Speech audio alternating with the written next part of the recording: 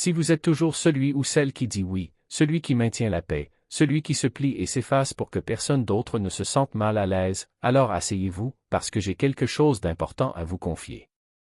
Je m'appelle Carmela, j'ai 82 ans, et pendant 82 ans j'ai été ce qu'on appelle une bonne femme. J'ai gardé le silence, j'ai avalé les insultes, j'ai souri alors que j'avais envie de hurler, et aujourd'hui je veux vous dire ce que cette bonté-là va réellement vous coûter. Le jour de votre mort, ils se tiendront devant votre cercueil et diront, « Elle nous a tout donné. Elle n'a jamais arrêté. » Ne vous méprenez pas, ils ne loueront pas votre belle âme. Ils loueront le fait que vous les ayez laissés vous utiliser jusqu'à ce qu'il ne reste plus rien de vous. Parce que quand vous êtes trop gentil, quand vous êtes toujours celui qui compose, ils ne voient pas cela comme un cadeau. Ils voient une faiblesse. Et ils vont vous prendre votre temps, votre argent, votre énergie, votre jeunesse. Le pire, c'est que vous les laissez faire. Mon histoire est celle de millions de femmes, et probablement la vôtre aussi. J'ai été l'amortisseur d'une famille entière de gens bruyants et en colère. Quand mon mari rentrait à la maison cherchant la bagarre, je restais silencieuse. Je posais l'assiette devant lui, je gardais la maison chaude. Quand mes enfants étaient ingrats, je n'ai pas crié, j'ai juste avalé ma peine, j'ai cuisiné davantage, j'ai souri. Parce que c'est ce qu'on attend de vous, n'est-ce pas? Regardez-moi aujourd'hui. Regardez ce que, être une bonne femme, m'a acheté. Des mains qui peuvent à peine tenir une tasse de café. Une maison vide et silencieuse. Une famille qui ne se souvient de mon numéro de téléphone que quand son portefeuille est vide ou quand il faut quelqu'un pour garder les enfants. Et vous, si vous vous reconnaissez là-dedans, écoutez-moi bien, personne ne va descendre du ciel pour vous sauver. Vous êtes en train de vous détruire vous-même, et je vais vous expliquer exactement comment ils vous ont piégé. Il y a une arnaque, très ancienne, très moche. On nous la vend quand nous ne sommes que des petites filles dans la cuisine. On nous dit surtout dans ma culture, mais je sais que c'est partout que la souffrance, c'est l'amour. On vous montre votre mère ou votre grand-mère et on dit, regarde comme elle travaille jusqu'à l'os. Regarde comme elle ne s'assoit jamais à table avant que tous les hommes et les enfants aient mangé. Ils présentent cela comme quelque chose de sacré, comme si saigner pour sa famille était la seule façon de mériter sa place dans la maison. Alors vous y croyez. J'y ai cru. Je pensais vraiment que si je donnais tout, si j'effaçais complètement mes propres besoins, ils m'aimeraient plus. Je pensais construire un compte en banque de bonne volonté, si je m'épuise pour eux aujourd'hui, ils tiendront ma main demain. Mais non. Ils ne vous aiment pas plus. Ils attendent juste plus. Vous pensez être gentille, mais quand vous dites oui à tout, quand vous les laissez vous manquer de respect et que vous souriez, vous ne leur apprenez pas que vous êtes une bonne personne. Vous leur apprenez que vous n'avez aucune valeur. Vous leur montrez exactement comment vous utiliser. Je me souviens mon Dieu Noël 1984, le réveillon des 7 poissons. J'étais debout 16 heures d'affilée. Mes chevilles avaient enflé par-dessus mes chaussures. Mon dos me semblait se briser en deux. 25 personnes dans ma maison. L'odeur de l'ail, la chaleur du four, le bruit c'était étouffant. Et mon mari a goûté les calamars, il a soupiré, il a levé les yeux au ciel devant tout le monde et s'est plaint que c'était caoutchouteux. Vous savez ce que j'ai fait? Je me suis excusé. Je suis retourné à la cuisine en courant comme un chien battu pour réparer mon erreur. J'aurais dû prendre l'assiette et la jeter contre le mur, mais je ne l'ai pas fait. Parce que j'étais une bonne femme.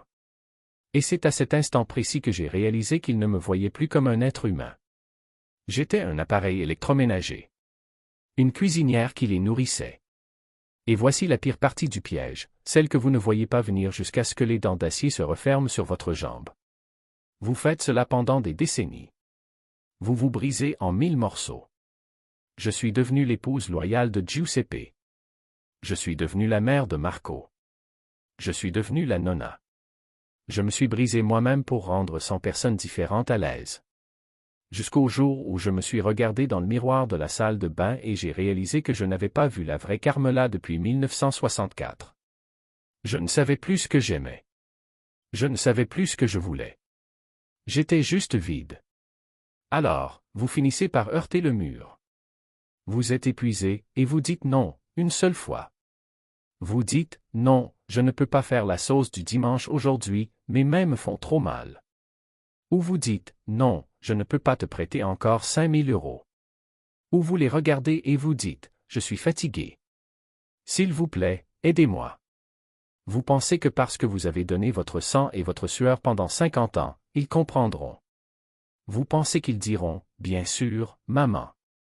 Assieds-toi. » Eh bien non. Au moment où vous arrêtez de performer pour eux, au moment où vous arrêtez de saigner, ils vous regardent comme si vous les aviez poignardés dans le dos. Qu'est-ce qui ne va pas avec maman? Pourquoi elle est si difficile? Pourquoi Nona est-elle si amère tout d'un coup? Égoïste. 50 ans à leur offrir ma vie entière sur un plateau d'argent, et le seul jour où je garde une goutte d'énergie pour moi, je deviens la méchante. Voilà le coût de la gentillesse excessive. Quand vous finissez par montrer qu'ils vous font mal, ils vous manipulent jusqu'à ce que vous vous sentiez folle. Ils vous punissent d'avoir changé les règles.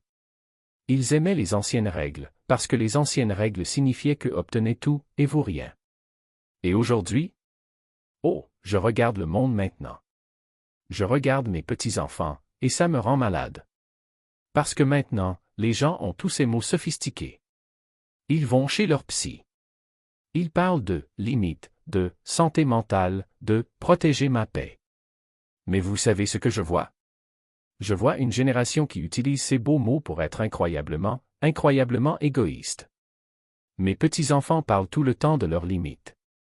Mais leurs limites ne s'appliquent qu'à eux. Quand ils ont besoin que je paie leur assurance auto, la limite disparaît.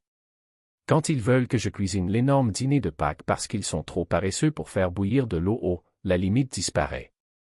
Mais quand je suis assise ici un mardi après-midi, que la maison est d'un silence de mort et que je veux juste un appel de 5 minutes parce que je n'ai pas entendu mon nom prononcé à voix haute depuis 3 jours, oh non, non, je protège ma paix aujourd'hui, je suis trop submergé, je n'ai pas la capacité émotionnelle. C'est une rue à sens unique. C'est entièrement transactionnel. Dans l'ancien temps, oui, ma génération a souffert. Nous avons terriblement souffert. Mais au moins il y avait un devoir. Une famille était une famille. On se montrait. Maintenant, vous n'avez de valeur à leurs yeux que ce que vous pouvez fournir dans les 5 prochaines minutes.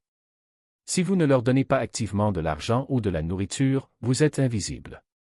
Ils vous laisseront assise dans une maison sombre, fixant un téléphone qui ne sonne jamais, pendant qu'ils postent des photos sur Internet à propos de combien ils valorisent l'empathie.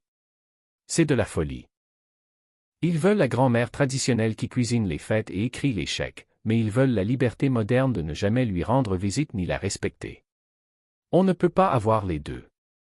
On ne peut pas. Alors je m'adresse à vous, celle qui regardez ceci sur votre petit écran, celle qui est si profondément fatiguée que vous le sentez jusque dans vos dents. Écoutez une femme de 82 ans qui a donné son existence entière à des gens qui se plaignent de la tâche quand elle saigne sur eux. Arrêtez. Arrêtez d'être l'amortisseur. Laissez-les sentir les bosses. Arrêtez de dire oui quand votre âme crie non. S'ils se fâchent parce que vous fixez enfin une limite, laissez-les se fâcher. Leur colère n'est pas votre responsabilité. Laissez-les faire leurs caprices. S'ils s'éloignent parce que vous avez cessé de les laisser vous utiliser comme un paillasson, tenez-leur la porte grande ouverte. Ne finissez pas comme moi.